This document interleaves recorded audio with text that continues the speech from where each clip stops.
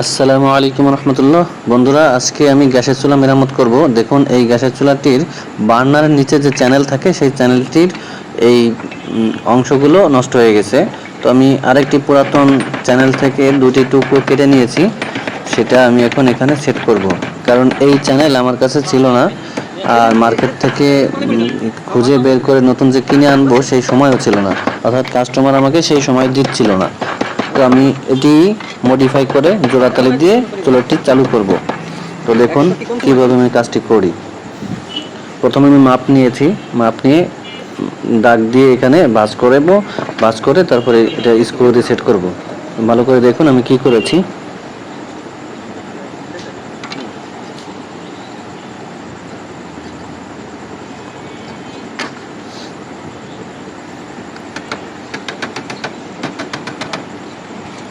এসব কাজ মূলত নিজের মেধা খাটিয়েই করতে হয়।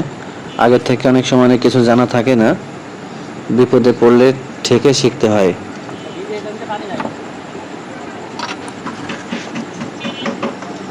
তো আমি যেভাবে কাজটি করছি, আশা করি 2-1 বছর সুন্দরভাবে চলে যাবে।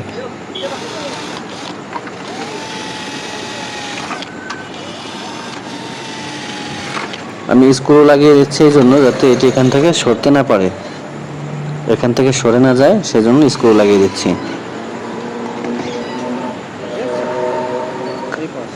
এই পাশের অবস্থা আরও খারাপ। এই পাশেও আমি এই ঠিক আগের নিয়মেই টিন স্ক্রু দিয়ে লাগিয়ে দিচ্ছি। স্ক্রু দিয়ে লাগিয়ে দেওয়ার কারণে এটি শক্ত হয়ে গেছে। এখন আমি এই গ্রাইন্ডার মেশিনের সাহায্যে এই জংগুলো পরিষ্কার করে এখানে আমি স্প্রে অন করে দেব, যাতে এটি তাড়াতাড়ি আবার জং না আসে, বেশি দিন যায়, লাস্টিং করে। তো আমি এটি রং করে দিলাম। তো এটির দুই পাশে স্ক্রু দিয়ে লাগানো থাকে, আমি আগের মতো স্ক্রু দিয়ে লাগিয়ে নিচ্ছি।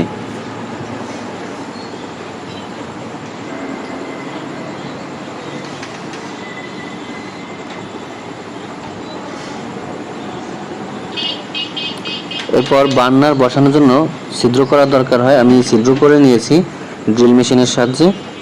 এটি আর দেখাইনি। আর এইগুলো নষ্ট হয়ে গেছে, এই পুরাতন বার্নার আমি চেঞ্জ করে ফেলবো। এখানে আমি নতুন বার্নার ক্যাপ, নব সব কিছু নতুন দেব। এই নতুন বার্নার আমি এখানে বসাচ্ছি। দেখুন, এই নতুন বার্নার ক্যাপ, ছোট একটা বড় একটা, সেগুলো লাগিয়েছি, এটাও লাগাতে হবে। এই যে এটার বার্নার ক্যাপ বসালাম বড়টা, এরপর মাঝখানে যে ছোটটা থাকে ছোট বার্নার ক্যাপ এটি বসালাম। এগুলো প্যাচের কোনো জিনিস না, জাস্ট রেখে দিলেই হয়। আর এই নবটি, এই সুইচের যেটি ধরে মোড় দিয়ে গ্যাসের চুলা অন করতে হয়, সেটি ভাঙ্গা, এটা প্লাস্টিকের নতুন পাওয়া যায়, তাই লাগালাম। আর এরপর এখানে পাইপ সেট করলাম। আমার কাছে সিলিন্ডার আছে, সিলিন্ডারে যে এটি রেগুলেটরটি বসালাম। এখন দেখুন এই চুলা জ্বলছে, একদম আগুন কিন্তু খুব পরিষ্কার, কোনো কালি পড়বে না, এরকম পরিষ্কার কোনো কালি পড়বে না। আর নিচে চাবি থাকে, চাবি অ্যাডজাস্ট করে নিতে হয়। তো একটু মোটা আগুন ছিল, আমি অ্যাডজাস্ট করে নিয়েছি। এই পাশে দেখুন আগুন আগুন পরিষ্কার, এতে কালি পড়বে না।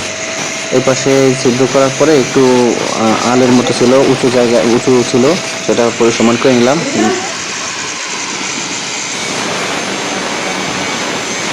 এই জায়গাতে বার্নার বসিয়ে বার্নারের নিচে একটা ছিদ্র থাকে, সেখানে এই পিনগুলো লাগাতে হয়, যাতে বার্নার এই চ্যানেল থেকে আলাদা হতে না পারে। তো দেখুন আমি এই পিনগুলো লাগিয়ে দিচ্ছি, বার্নার এখানে লক হয়ে যাবে, বার্নার আর বের হতে পারবে না। এটি আমি চিরা পিন এগুলো ফাঁকা করে দিলাম। এই পাশেও বার্নার সেট করব একইভাবে।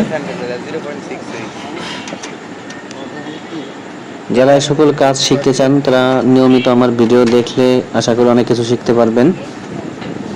শুধু মনোযোগের দরকার, মনোযোগ দিয়ে কাজ দেখলে এই কাজ শেখা যাবে। এই পাশের একটি পায়া খুলে গেছিল, আমি এখানে একটি পায়া সেট করে দিচ্ছি। চারপাশে 4টি পায়া থাকে, একটি পায়া ছিল না, আমি সেটি লাগিয়ে দিলাম। আর এখানে আমার সব কাজ শেষ, তাই গ্লাসটি আমি সেট করে দিচ্ছি। গ্লাস খোলার সময় আপনারা দেখে নেবেন কীভাবে ছিল, সেইভাবেই সেট করতে হবে।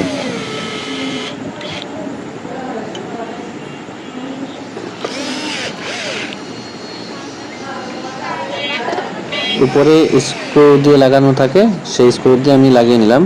এখন ফাইনাল চেক দেবো আমি। দেখুন আগুন একদম ক্লিয়ার, পরিষ্কার আগুন। এই পাতলা আগুনে কালি পড়ে না। আগুন যদি লাল কালারের বা মোটা হলুদ কালারের হয় তাহলে কালি পড়ে। এই চুলার নিচে যেখানে যে মোড় দিয়ে, যে চাবি মোড় দিয়ে চুলা চালাতে হয়, চালু করতে হয়, সেই বরাবর চুলার নিচে চাবি থাকে। সেই চাবি ঘুরিয়ে কালি অ্যাডজাস্ট করে নিতে হয়। আমি আপনাদেরকে দেখাবো কোথায় থাকে, আপনারা খেয়াল করবেন। আমি যখন বলবো আপনারা খেয়াল করবেন। আগুন একদম পরিষ্কার আছে, তাহলে আমি এটি কাস্টমারকে হ্যান্ড ওভার করতে পারি। আপাতত কাজে কোনো খুঁত নেই, সুন্দর হয়েছে কাজটি। আমি যে চাবির কথা বলেছিলাম, চাবি এই যে দেখুন, এই যে দুটি চাবি থাকে।